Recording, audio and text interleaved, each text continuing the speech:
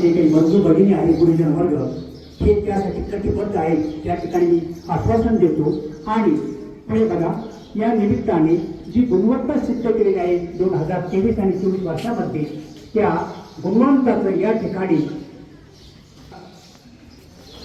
एक आपल्या भारताचे एक नायक, त्याचा अवघा संसार त्या पुरामध्ये वाहून जातो आणि त्या वाहून गेलेल्या पुरामुळे किंवा संसारामुळे तो मृत्यूमुखी होतो आणि त्या बायकोला घेऊन तो कवीकडे जातो, आपल्या गुरुकडे जातो आणि ती व्यथा त्या ठिकाणी सांगतो. वाईट परिस्थितीची सामना करताना भक्कम व दणकट व्यक्ती नाकारास येत होते.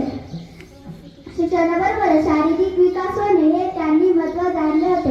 त्यांचे वडील कोल्हापूर संस्थानात पोलीस होते. शाळेमुळे आणि म्हणून आज आपल्या समोर जे गावचं जे प्रांगण, शाळेचं जे प्रांगण या ठिकाणी दिसतं आणि ते एकदम सजलेलं दिसतं आहे.